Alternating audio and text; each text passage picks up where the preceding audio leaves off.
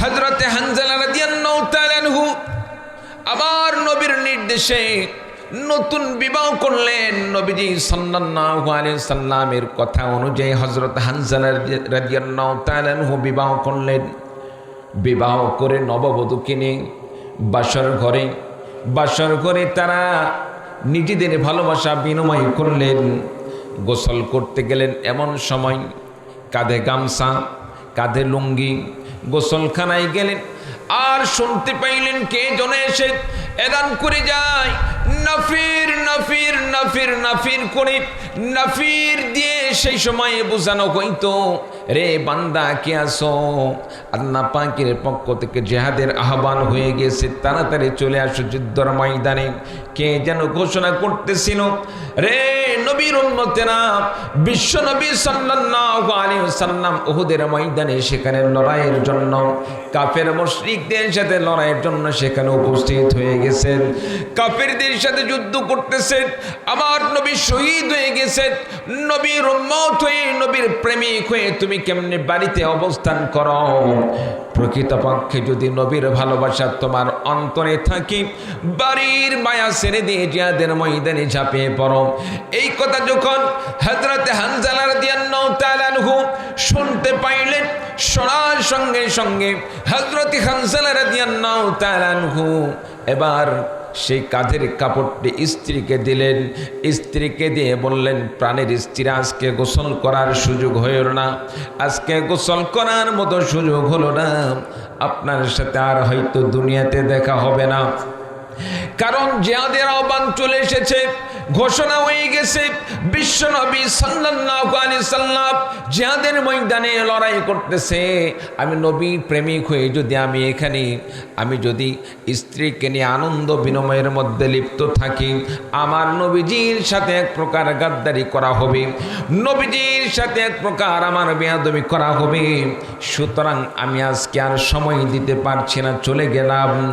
স্ত্রী পিছন থেকে ডাক দিয়ে বলেন, প্রাণের স্বামী, চেহারাটাকে ভালো করে দেখতে পাইলাম না, দুনিয়াতে তোমার সাথে যদি সাক্ষাৎ নাও হয় কোনো প্রকার আপত্তি নেই, তবে একটি আমার মনের আশা, আজকে আর একটি বার আপনাকে দেখতে চাই, আপনার চেহারা একটা বারও ভালো করে দেখতে চাই, চেহারা দেখে যেন আমি আপনার চেহারাটাকে ভালো করে মনে রাখতে পারি।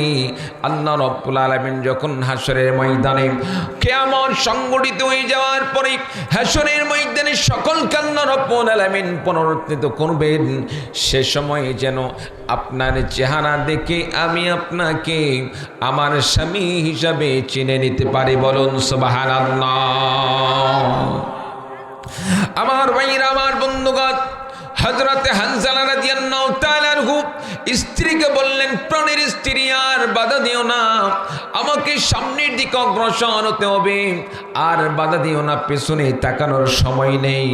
আল্লাহ তাআলা যদি কবুল করেন, আল্লাহ রাব্বুল আলামিন যদি কবুল করেন, আমাদের সাক্ষাৎ হয়ে যাবে জান্নাতের মধ্যে। বলুন সুবহানাল্লাহ।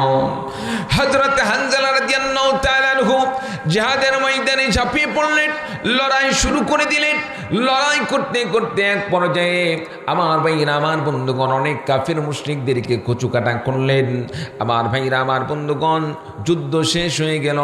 হানজালা রাদিয়াল্লাহু তাআলা আনহু শহীদ হয়ে গেলেন। অনেক সাহাবী সেখানে হতাহত হলো। জিহাদ শেষ হয়ে গেল। আমার রাসূল সাল্লাল্লাহু আলাইহি ওয়াসাল্লামের মাথায় আঘাতপ্রাপ্ত হলেন। রাসূলুল্লাহ সাল্লাল্লাহু আলাইহি ওয়াসাল্লামের মাথার ভিতরে হেলমেটে ঢুকে গেল কাফেরদের আঘাতের কারণে। নবীজি অসুস্থ, নবীজির শরীর ক্ষত হয়ে গেছে। আমার ভাইরা, আমার বন্ধুগণ, যুদ্ধ শেষ হয়ে গেল। নবীজি সাহাবায়ে কেরামদেরকে নির্দেশ করলেন, আমার শহীদ সাহাবীদের তাদের দেহগুলোকে একত্রিত করা হোক, যারা অসুস্থ, যারা আঘাতপ্রাপ্ত হয়েছে তাদেরকে এক জায়গায় একত্রিত করা হোক। আমার ভাইরা, আমার বন্ধুগণ, শহীদদের দেহগুলোকে একত্রিত করা হলো। এমন সময় একজন মহিলা, পর্দানিসীন মহিলা, আমার নবী বিশ্ব নবী সাল্লাল্লাহু আলাইহি সাল্লামের সামনে উপস্থিত হয়ে গেলেন। নবীজির সামনে উপস্থিত হয়ে নবীজিকে বললেন, নবী গো, আপনার কাছে একটা আবেদন জানানোর জন্য এসেছি, আপনার কাছে একটি অনুরোধ করার জন্য এসেছি। ইয়া রাসূলুল্লাহ, ইয়া হাবিবাল্লাহ, জানি শহীদদের জন্য আল্লাহ পাকের ফয়সালা, শহীদদেরকে গোসলবিহীন আগের সেই পরিহিত পোশাক দিয়ে তাদের দাফন কাফনের ব্যবস্থা করা হয়।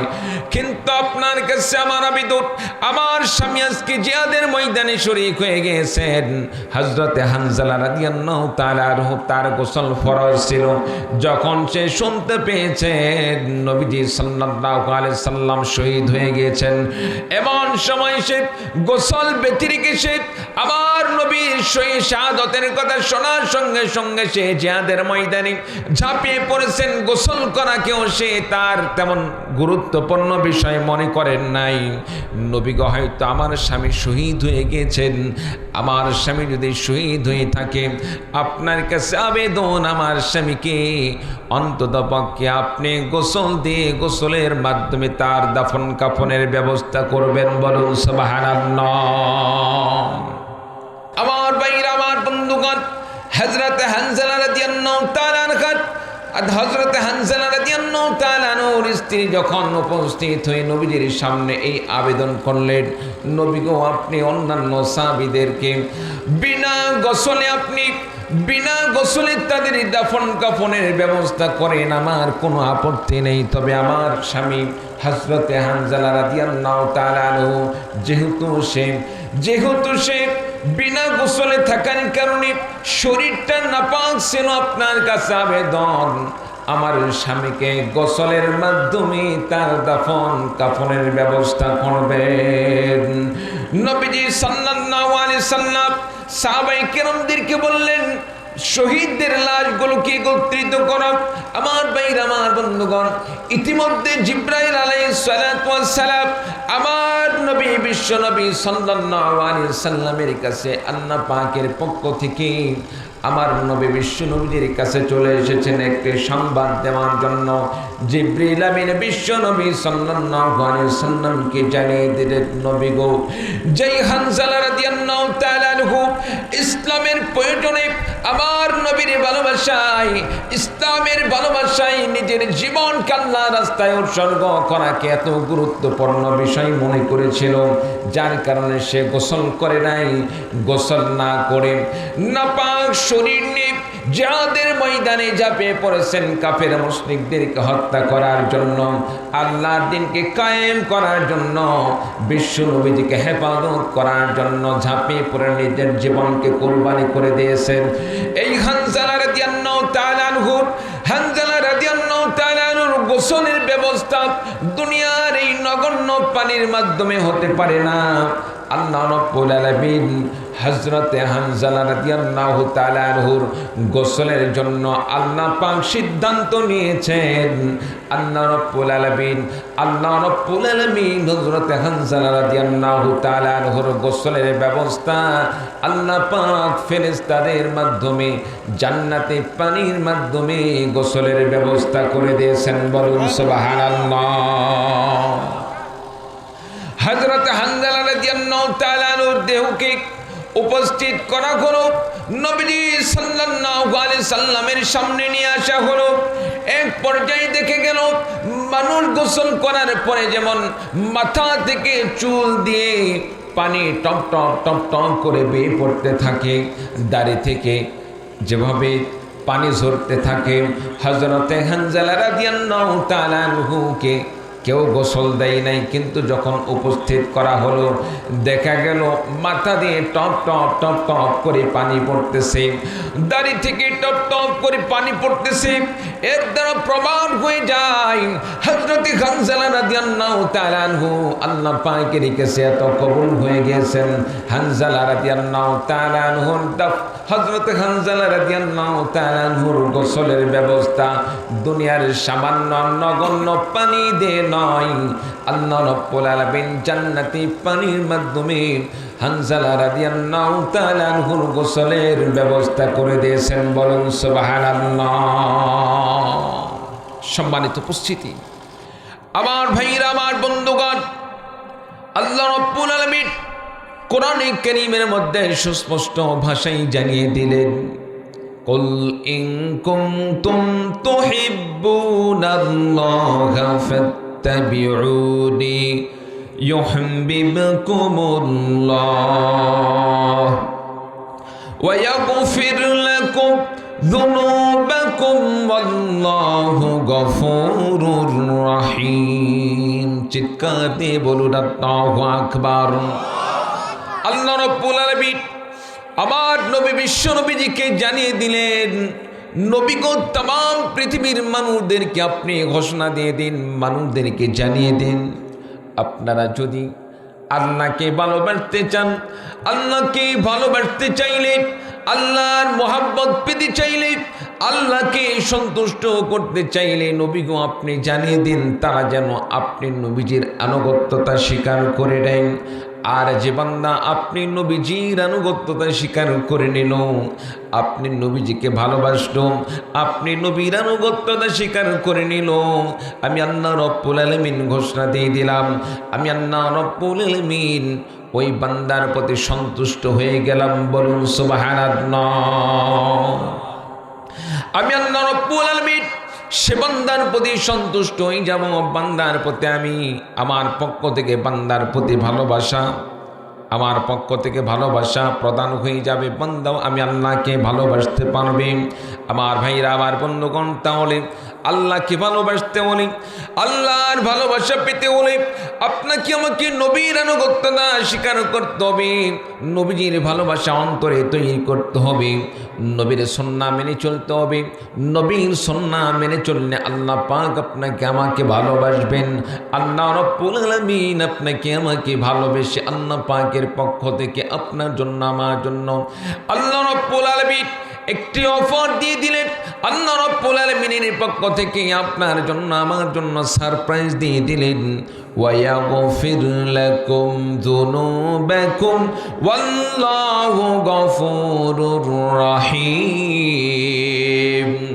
আল্লাহ পাক শুধু বান্দাকে ভালোই বাসবেন না, যে বান্দা নবীকে অনুসরণ করে চলবে, নবীজির আনুগত্যতা স্বীকার করে নিবে, আল্লাহ পাক তো সে বান্দাকে ভালোবাসবেন। ভালোবাসার সাথে সাথে আল্লাহ রাব্বুল আলামিন বান্দার জীবনের গুনাহ খাতাকে মাফ করে দিবেন। বলুন সুবহানাল্লাহ। আল্লাহ তাআলা যদি বান্দার গুনাহ মাফ করে দেন, বান্দাকে ক্ষমা ঘোষণা করে দেন, আল্লাহ তাআলা আপনার আমার গুনাহকে মাফ করে দেন, এর চাইতে বড় চাওয়া পাওয়া আপনার আমার আর কিছু থাকতে পারে? ক্ষমার চাইতে আর কি চায় ভাই? আমরা তো গুনার মধ্যেই লিপ্ত থাকি, সবসময় গুনাহ করতেছি, খাইতে গেলে গুনাহ, বাজারে ঘাটে গেলে গুনাহ, ব্যবসা করতে গেলে গুনাহ, সব জায়গায় আমরা এমনভাবে বর্তমানে গুনার মধ্যে আমরা জড়িয়ে আছি, কোনো কাজ আমরা গুনাহীনভাবে করতে পারতেছি। সম্মানিত উপস্থিতি, নামাজ পড়তে গেলেও শয়তানের ধোকার মধ্যে পড়তেছে। কিভাবে?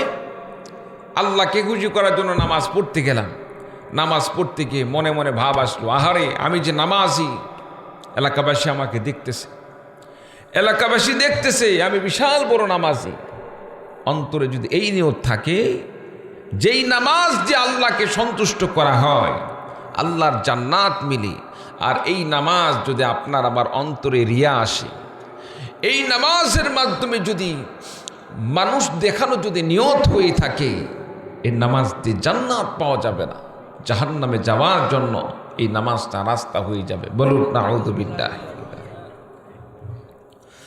আমার ভাইরা, আমার বন্ধুগণ, এই জন্য আমার নবী বিশ্ব নবীজিকে অনুসরণ করে চলতে হবে, রাসূলুল্লাহ সাল্লাল্লাহু আলাইহি ওয়াসাল্লামের সুন্নাহকে মেনে চলতে হবে, বেদাতকে পরিহার করতে হবে।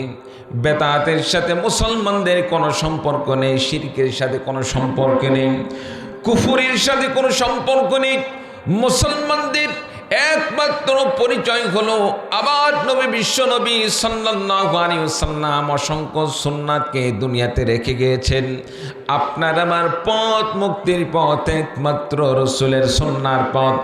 রাসূলুল্লাহ সাল্লাল্লাহু আলাইহি সাল্লামের সুন্নাহকে যদি আপনি আমি গ্রহণ করি, রাসূলের সুন্নাহর অনুসরণের মাধ্যমে আপনি আমি দুনিয়াতে সফল কাম হব, আর আখিরাতে আল্লাহ রাব্বুল আলামিনের জান্নাতের মেহমান হয়ে যাব। বলুন সুবহানাল্লাহ। আমার নবী বিশ্ব নবী সাল্লাল্লাহু আলাইহি সাল্লাম হাদিস শরীফের মধ্যে ঘোষণা দিয়ে বলেন, লা ইউমিনু আহাদুকুম হাত্তা আকুনা আহাব্বা ইলাইহি মিন ওয়ালিদিহি ওয়া ওয়ালাদিহি ওয়ান নাসি আজমাইন। নবীজি বললেন, রে আমার উম্মতেরা শোনো, রে আমার সাহাবীরা শোনো, তোমাদের মধ্যে কোনো ব্যক্তি ওই সময় পর্যন্ত পরিপূর্ণ মুমিন হতে পারবে না যতক্ষণ পর্যন্ত কোনো মানুষ আমি নবীজিকে তার মা বাবা থেকে, লা ইউমিনু আহাদুকুম হাত্তা আকুনা হাব্বা ইলাইহি মিন ওয়ালিদিহি, তার মা বাবার চাইতে, ওয়া ওয়ালাদিহি, এবং সন্তান সন্ততির চাইতে, ওয়ান নাসি আজমাইন, দুনিয়ার সমস্ত মানুষের চাইতে আমি বিশ্ব নবীজিকে যতক্ষণ পর্যন্ত সে বেশি ভালো না বাড়তে পারবে, আমি নবীজিকে বেশি মোহাব্বত না করবে, সন্তানের চাইতে আমি নবীর প্রতি যতক্ষণ পর্যন্ত বেশি মায়া না আসবে, আমি নবীজির প্রতি ভালোবাসা না জন্মাবে, ততক্ষণ পর্যন্ত কোনো ব্যক্তি পরিপূর্ণ ইমানদার হতে পারে না। এই জন্য আমার ভাইরা, আমার বন্ধুগণ, রাসূলুল্লাহ সাল্লাল্লাহু আলাইহি সাল্লামের সুন্নাত অর্জন করার মাধ্যমে, সুন্নাতকে গ্রহণ করার মাধ্যমে রাসূলুল্লাহ সাল্লাল্লাহু আলাইহি সাল্লামকে ভালোবাসা যায়। আর রাসূল সাল্লাল্লাহু আলাইহি সাল্লামকে যদি আপনি আমি ভালোবাসতে পারি, আল্লাহ রাসূল সাল্লাল্লাহু আলাইহি সাল্লাম বলেন, মান আহাব্বা সুন্নতি ফাকাদ আহাব্বানি, যে বান্দা আমি নবীর সুন্নাতকে ভালোবাসলো, আমার সুন্নাতকে অনুসরণ করে চললো, আমি নবীর সুন্নাতকে মেনে চললো, সে বান্দা আমি নবীজিকে ভালোবাসলো, সে উম্মাত আমি নবীজিকে ভালোবাসলো। ওয়া মান আহাব্বানি কানা মাই ফিল জান্নাহ, আর যে উম্মত আমি নবীজিকে ভালোবাসলো, আমি নবীজি তার জন্য ঘোষণা দিয়ে দিলাম, সে উম্মত আমার সাথে এই জান্নাতের মধ্যে অবস্থান করবে। চিৎকার দিয়ে বলুন সুবহানাল্লাহ। নবীজি বলেন, আমার যে উম্মত আমার সুন্নাতকে ভালোবাসবে, আমার সুন্নাতকে আঁকড়ে ধরবে, সুন্নত অনুসরণ করে চলবে, সে আমি নবীজিকে ভালোবাসলো, আর আমি নবীজিকে যে ভালোবাসলো, আমি নবীর ভালোবাসার ওসিলাই আল্লাহ পাকের জান্নাতে সে আমার সাথেই থাকবে। বলুন সুবহানাল্লাহ। নবীর ভালোবাসা কেমন? আমরা যে টুপিটা পরছি কি হিসাবে? রাসূল সাল্লাল্লাহু আলাইহি সাল্লামের সুন্নাহ হিসাবে। আমরা সুন্দর দাড়ি রেখেছি কি হিসাবে? রাসূলের সুন্নাহ হিসাবে। আমরা সৎপথে ব্যবসা করি কি হিসাবে? রাসূলের সুন্নাহ হিসাবে। আমরা পরিবারে প্রত্যেকের হক আদায় করি কি হিসাবে? আল্লাহর ফরজ বিধান সাথে রাসূলের সুন্নাহ হিসাবে। সম্মানিত উপস্থিতি, এগুলো যেমন রাসূলের সুন্নাহ, ঠিক তেমনি ভাবে আমার রাসূল সাল্লাল্লাহু আলাইহি সাল্লামের ইজ্জতকে নিয়ে, আমার নবীর চরিত্রকে নিয়ে যখন কোনো ব্যক্তি গালমন্দ করে, রাসূলুল্লাহ সাল্লাল্লাহু আলাইহি সাল্লামের চরিত্রকে নিয়ে বিভিন্ন প্রকার কুৎসা রটায়। সাহাবীদের চাহিদা তো এমন ছিল, রাসূলের প্রতি ভালোবাসা এমন ছিল, নবীকে নিয়ে কেউ গালমন্দ করলে সাহাবীরা আর বসে থাকতেন না, মুহূর্তের মধ্যে তাকে জবাবদিহিতা করতেন, জবাব দিয়ে দিতেন। প্রিয় ভাই সব, আপনি আমি নামাজ পড়লাম, রোজা রাখলাম, হজ করলাম, যাকাত দিলাম, সব কিছু করলাম, আর নবীকে নিয়ে যদি গালমন্দ করা হয়, নামাজকে নিয়ে কটূক্তি করা হয়, রাসূলকে নিয়ে গালাগালি করা হয়, আপনি আমি যদি জবাব না দিয়ে প্রতিবাদ না করে বসে থাকি, এটা কি ইমানদারের কাজ হবে? জোরে বলেন, ইমানদারের কাজ হবে? কখনোই। আমার ভাইরা, আমার বন্ধুগণ, নবীর ভালোবাসা এমন থাকতে হবে, আবার রাসূলের ভালোবাসায় যেমন মাথায় টুপি পরেছি, কাপড়ের টুপি পরেছি, যেমন জুব্বা পরেছি, কাপড়ের জুব্বা পরেছি, ঠিক তেমনি ভাবে আমার নবীর ভালোবাসার জন্য, আমার নবীর অনুসরণে আমার নবীর ভালোবাসা অনুশীলাই আপনাকে আমাকে প্রয়োজনে জিহাদের ময়দানে যে পোশাক পরিধান করতে হয়, যুদ্ধের ময়দানে মুজাহিদ যেমনভাবে সে জিহাদের ময়দানে ঝাঁপিয়ে পড়ার জন্য জিহাদের পোশাক পরিহিত অবস্থায় জিহাদের ময়দানে ঝাঁপিয়ে পড়ে, আমার নবী যেমন করে জিহাদের ময়দানে কাপড়ের টুপির পরিবর্তে লোহার টুপি পরিধান করেছিলেন, কাপড়ের পোশাকের পরিবর্তে লোহার পোশাক পরিধান করছিলেন, আমার নবীর ইজ্জত রক্ষার জন্য, আমার নবীর সম্মান রক্ষার জন্য, আমার ভাইরা আমার বন্ধুগণ আল্লাহর দিন রক্ষা করার জন্য প্রয়োজনে আপনাকে আমাকে আল্লাহর দিন রক্ষা করার জন্য কাপড়ের টুপি বাদ দিয়ে লোহার টুপি পরিধান করা লাগতে পারে, লোহার পোশাক পরিধান করা লাগতে পারে। যদি ইসলামের জন্য আল্লাহর পক্ষ থেকে আল্লাহর দ্বীনের পক্ষ থেকে আলেম ওলামারা যদি ইসলাম রক্ষার জন্য নবীর ইজ্জত রক্ষা করার জন্য ইসলামের পক্ষে রক্ত দিতে বলে, জীবন দিতে বলে, ইসলামের জন্য যদি লোহার পোশাক পরতে হয়, ইসলামের ভালোবাসায়, ইসলামের স্বার্থে, আল্লাহর স্বার্থে, নবীর ভালোবাসায় কোন কোন ভাই লোহার পোশাক পরিধান করতে রাজি আছেন? দুহাত তুলে আল্লাহকে দেখিয়ে দিন। লিল্লাহি তাকবীর। আল্লাহ তাআলা আমাদেরকে কবুল করুন, আমিন। বাসান্তমান আমার ভাইরা আমার বন্ধুগণ, কেমন ভালোবাসা থাকতে হবে রাসূলের ভালোবাসা। হযরতে হানজালা রাদিয়াল্লাহু তাআলা আনহুর জীবনী পড়ে দেখুন। হযরতে হানজালা রাদিয়াল্লাহু তাআলা আনহু আমার নবীর নির্দেশে নতুন বিবাহ করলেন। নবীজি সাল্লাল্লাহু আলাইহি সাল্লামের কথা অনুযায়ী হযরত হানজালা রাদিয়াল্লাহু তাআলা আনহু বিবাহ করলেন। বিবাহ করে নববধূকে নিয়ে বাসর ঘরে তারা নিজেদের ভালোবাসা বিনিময় করলেন। গোসল করতে গেলেন এমন সময় কাঁধে গামছা, কাঁধে লুঙ্গি, গোসলখানায় গেলেন আর শুনতে পাইলেন কে জনে এসে এলান করে যায়, নাফির নাফির নাফির নাফির করে নাফির দিয়ে সেই সময়ে বোঝানো হইতো, রে বান্দা কে আসো, আল্লাহ পাকের পক্ষ থেকে জিহাদের আহ্বান হয়ে গেছে, তাড়াতাড়ি চলে আসো যুদ্ধের ময়দানে। কে যেন ঘোষণা করতেছিল, রে নবীর উম্মতেরা, বিশ্ব নবী সাল্লাল্লাহু আলাইহি ওয়াসাল্লাম উহুদের ময়দানে সেখানে লড়াইয়ের জন্য কাফের মুশরিকদের সাথে লড়াইয়ের জন্য সেখানে উপস্থিত হয়ে গেছেন, কাফেরদের সাথে যুদ্ধ করতেছেন। আমার নবী শহীদ হয়ে গেছেন, নবীর উম্মত হয়ে, নবীর প্রেমিক হয়ে তুমি কেমনে বাড়িতে অবস্থান করো? প্রকৃতপক্ষে যদি নবীর ভালোবাসা তোমার অন্তরে থাকে, বাড়ির মায়া ছেড়ে দিয়ে জিহাদের ময়দানে ঝাঁপিয়ে পড়ো। এই কথা যখন হযরতে হানজালা রাদিয়াল্লাহু তাআলা আনহু শুনতে পাইলেন, শোনার সঙ্গে সঙ্গে হযরতে হানজালা রাদিয়াল্লাহু তাআলা আনহু এবার সেই কাঁধের কাপড়টি স্ত্রীকে দিলেন। স্ত্রীকে দিয়ে বললেন, প্রাণের স্ত্রী, আজকে গোসল করার সুযোগ হইল না, আজকে গোসল করার মতো সুযোগ হলো না, আপনার সাথে আর হয়তো দুনিয়াতে দেখা হবে না। কারণ জিহাদের আহ্বান চলে এসেছে, ঘোষণা হয়ে গেছে, বিশ্ব নবী সাল্লাল্লাহু আলাইহি সাল্লাম জিহাদের ময়দানে লড়াই করতেছে। আমি নবীর প্রেমিক হয়ে যদি আমি যদি স্ত্রীকে নিয়ে আনন্দ বিনিময়ের মধ্যে লিপ্ত থাকি, আমার নবীজির সাথে এক প্রকার গাদ্দারি করা হবে, নবীজির সাথে এক প্রকার আমার বেয়াদবি করা হবে। সুতরাং আমি আজকে আর সময় দিতে পারছি না, চলে গেলাম।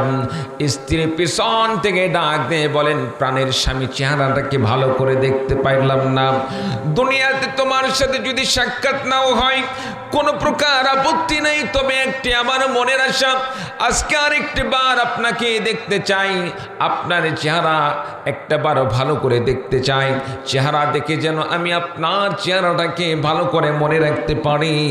আল্লাহ রাব্বুল আলামিন যখন হাসরের ময়দানে কিয়ামত সংগঠিত হয়ে যাওয়ার পরে হাসরের ময়দানে সকলকে আল্লাহ রাব্বুল আলামিন পুনরুত্থিত করবেন, সে সময় যেন আপনার চেহারা দেখে আমি আপনাকে আমার স্বামী হিসাবে চিনে নিতে পারি। বলুন সুবহানাল্লাহ।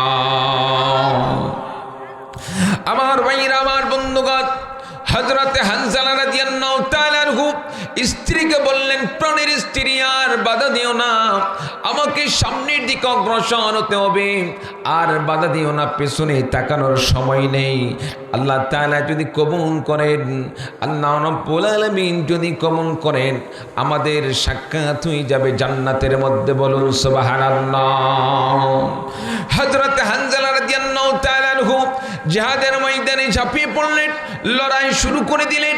লড়াই করতে করতে এক পর্যায়ে আমার ভাইরা, আমার বন্ধুগণ, অনেক কাফির মুশরিকদেরকে কচুকাটা করলেন। আমার ভাইরা, আমার বন্ধুগণ, যুদ্ধ শেষ হয়ে গেল। হানজালা রাদিয়াল্লাহু তাআলা শহীদ হয়ে গেলেন। অনেক সাহাবী সেখানে হতাহত হলো। জিহাদ শেষ হয়ে গেল। আমার রাসূল সাল্লাল্লাহু আলাইহি ওয়াসাল্লামের মাথায় আঘাতপ্রাপ্ত হলেন। রাসূলুল্লাহ সাল্লাল্লাহু আলাইহি সাল্লামের মাথার ভিতরে হেলমেটে ঢুকে গেল কাফেরদের আঘাতের কারণে। নবীজি অসুস্থ, নবীজির শরীর ক্ষতবিক্ষত হয়ে গেছে। আমার ভাইরা, আমার বন্ধুগণ, যুদ্ধ শেষ হয়ে গেল। নবীজি সাহাবায়ে কেরামদেরকে নির্দেশ করলেন, আমার শহীদ সাহাবীদের তাদের দেহগুলোকে একত্রিত করা হোক, যারা অসুস্থ, যারা আঘাতপ্রাপ্ত হয়েছে তাদেরকে এক জায়গায় একত্রিত করা হোক। আমার ভাইরা, আমার বন্ধুগণ, শহীদদের দেহগুলোকে একত্রিত করা হলো। এমন সময় একজন মহিলা, পর্দানিসীন মহিলা, আমার নবী বিশ্ব নবী সাল্লাল্লাহু আলাইহি সাল্লামের সামনে উপস্থিত হয়ে গেলেন। নবীজির সামনে উপস্থিত হয়ে নবীজিকে বললেন, নবী গো, আপনার কাছে একটা আবেদন জানানোর জন্য এসেছি, আপনার কাছে একটি অনুরোধ করার জন্য এসেছি। ইয়া রাসূলুল্লাহ, ইয়া হাবিবাল্লাহ, জানি শহীদদের জন্য আল্লাহ পাকের ফয়সালা, শহীদদেরকে গোসলবিহীন আগের সেই পরিহিত পোশাক দিয়ে তাদের দাফন কাফনের ব্যবস্থা করা হয়। কিন্তু আপনার কাছে আমার আবেদন, আমার স্বামী আজকে জিহাদের ময়দানে শরীক হয়ে গিয়েছেন। হযরতে হানজালা রাদিয়াল্লাহু তাআলা আনহু, তার গোসল ফরজ ছিল। যখন সে শুনতে পেয়েছেন নবীজি সাল্লাল্লাহু আলাইহি সাল্লাম শহীদ হয়ে গিয়েছেন, এমন সময় সে গোসল ব্যতি রেখে সে আমার নবীর শহীদ শাহাদাতের কথা শোনার সঙ্গে সঙ্গে সে জিহাদের ময়দানে ঝাঁপিয়ে পড়েছেন। গোসল করাকেও সে তার তেমন গুরুত্বপূর্ণ বিষয় মনে করেন নাই। নবী গো, হয়তো আমার স্বামী শহীদ হয়ে গিয়েছেন, আমার স্বামী যদি শহীদ হয়ে থাকে, আপনার কাছে আবেদন, আমার স্বামীকে অন্ততপক্ষে আপনি গোসল দিয়ে, গোসলের মাধ্যমে তার দাফন কাফনের ব্যবস্থা করবেন। বলুন সুবহানাল্লাহ। আমার ভাইরা, আমার বন্ধুগণ, হযরত হানজালা রাদিয়াল্লাহু তাআলা আনহু, হযরতে হানজালা রাদিয়াল্লাহু তাআলা আনহুর স্ত্রী যখন উপস্থিত হয়ে নবীজির সামনে এই আবেদন করলেন, নবী গো, আপনি অন্যান্য সাহাবীদেরকে বিনা গোসলে তাদের দাফন কাফনের ব্যবস্থা করেন, আমার কোনো আপত্তি নেই। তবে আমার স্বামী হযরতে হানজালা রাদিয়াল্লাহু তাআলা আনহু যেহেতু সে বিনা গোসলে থাকার কারণে শরীরটা নাপাক ছিল, আপনার কাছে আবেদন, আমার স্বামীকে গোসলের মাধ্যমে তার দাফন কাফনের ব্যবস্থা করবেন। নবীজি সাল্লাল্লাহু আলাইহি সাল্লাম সাহাবায়ে কেরামদেরকে বললেন, শহীদদের লাশগুলোকে একত্রিত করো। আমার ভাইরা, আমার বন্ধুগণ, ইতিমধ্যে জিবরাইল আলাইহিস সালাতু ওয়াস সালাম আমার নবী বিশ্ব নবী সাল্লাল্লাহু আলাইহি সাল্লামের কাছে আল্লাহ পাকের পক্ষ থেকে আমার নবী বিশ্ব নবীর কাছে চলে এসেছেন একটি সংবাদ দেওয়ার জন্য। জিবরিল আমিন বিশ্ব নবী সাল্লাল্লাহু আলাইহি সাল্লামকে জানিয়ে দিলেন, নবী গো, যেই হানজালা রাদিয়াল্লাহু তাআলা আনহু ইসলামের প্রয়োজনে, আমার নবীর ভালোবাসায়, ইসলামের ভালোবাসায় নিজের জীবনকে আল্লাহর রাস্তায় উৎসর্গ করাকে এত গুরুত্বপূর্ণ বিষয় মনে করেছিল, যার কারণে সে গোসল করে নাই। গোসল না করে নাপাক শরীর নিয়ে জিহাদের ময়দানে ঝাঁপিয়ে পড়েছেন কাফের মুশরিকদেরকে হত্যা করার জন্য, আল্লাহর দ্বীনকে কায়েম করার জন্য, বিশ্ব নবীজিকে হেফাজত করার জন্য ঝাঁপিয়ে পড়ে নিজের জীবনকে কুরবানি করে দিয়েছেন। এই হানজালা রাদিয়াল্লাহু তাআলা আনহুর গোসলের ব্যবস্থা দুনিয়ার এই নগণ্য পানির মাধ্যমে হতে পারে না। আল্লাহ রাব্বুল আলামিন হযরতে হানজালা রাদিয়াল্লাহু তাআলা আনহুর গোসলের জন্য আল্লাহ পাক সিদ্ধান্ত নিয়েছেন।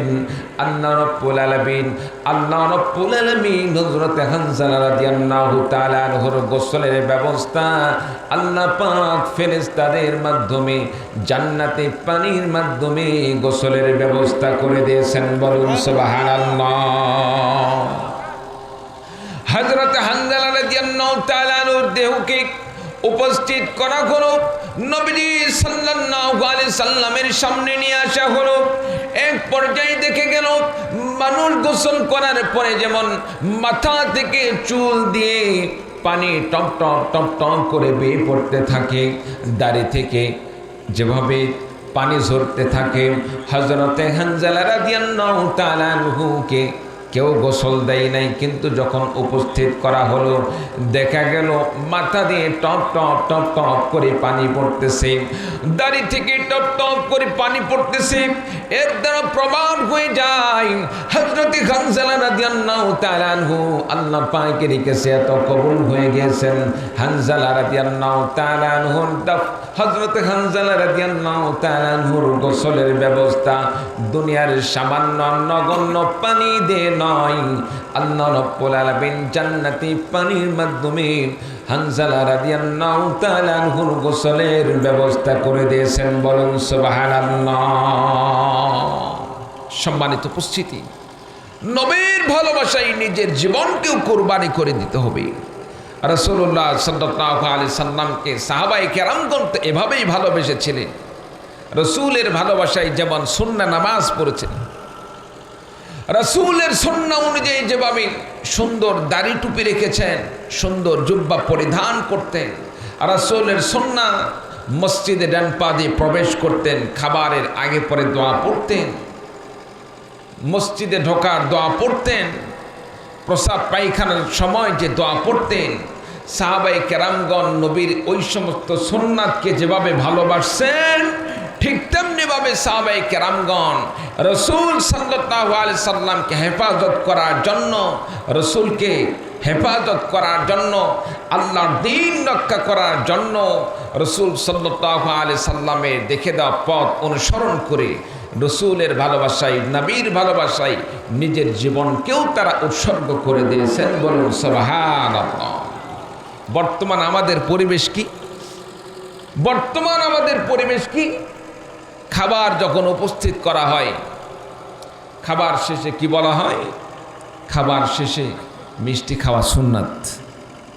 বাড়ির যদি মিষ্টি নাও থাকে মিষ্টির ব্যবস্থা করা লাগে। সম্মানিত উপস্থিতি, মেহমানের জন্য যদি মেজবান মিষ্টি ব্যবস্থা না রাখে, তার কাছ থেকে মিষ্টি চেয়ে খাওয়া এটাকে সুন্নাত নাকি? এটাকে সুন্নাত? এটা তো একটি ছোট মনের পরিচয় দেওয়া হলো। হ্যাঁ, খাবারের পরে মিষ্টি খাওয়া সুন্নত, নিজের টাকাটা নিজে কিনে খাওয়া সুন্নত। আরেকজনের উপর লোভ করে মিষ্টি খাওয়া সুন্নাত নয়।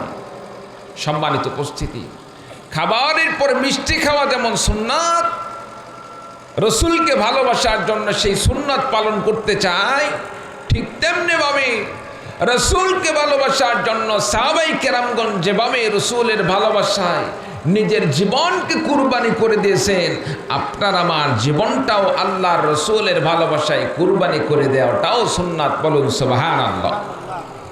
আমরা জীবন কুরবানি করা এই সুন্নাত খুঁজে পাই না। শুধু সুন্নাত দেখি, মসজিদ প্রবেশ করা সুন্নাত, খাবারের সুন্নাত, এই সুন্নাত সেই সুন্নাত, অন্যান্য যত সুন্নাত আছে, আল্লাহ রাস্তায় যে নিজের জীবন কুরবানি করা রসুলের সুন্নাত, সাহাবায়ে কেরামরা রসুলের সুন্নাত অনুসরণ করেছেন, এই সুন্নাত আমরা অনুসরণ করতে পারি না। তাই বলে কি ওই সমস্ত সুন্নাতকে আমি অবজ্ঞা করতেছি, ছোট করতেছি?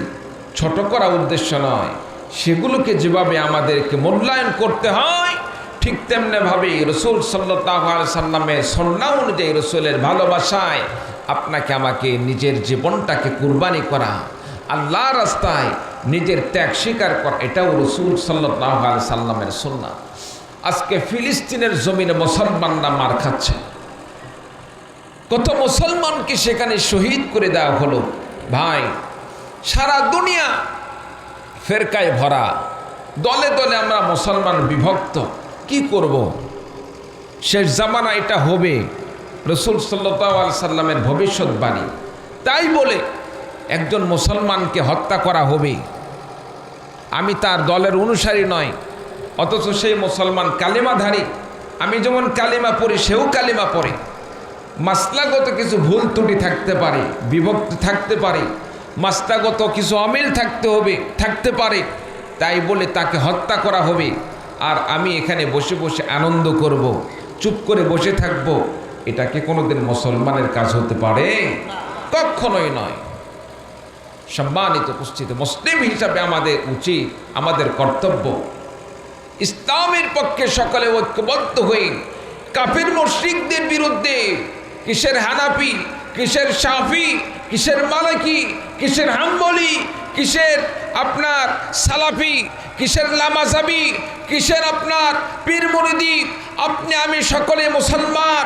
মুসলমানকে রক্ষা করার জন্য, ইসলামকে রক্ষা করার জন্য আল্লাহ তাআলা বলেন ওয়াতাসিমু বিহাবলিল্লাহি জামিআন ওয়া লা তাফাররাকু। হে দুনিয়ার বান্দারা, তোমরা আল্লাহ পাকের এক রশিকে তোমরা ঐক্যবদ্ধভাবে তোমরা আঁকড়ে ধরো। সম্মানিত উপস্থিতি, আপনি আমি যদি ঐক্যবদ্ধ হয়ে কাফির মুশরিকদের সাথে ঐক্যবদ্ধ হয়ে আমরা যদি লড়াই চালিয়ে যাই, যুদ্ধ করি, আল্লাহ রাব্বুল আলামিনের ওয়াদা বিজয় দান করবেন। চিৎকার দিয়ে বলুন ঠিক কিনা?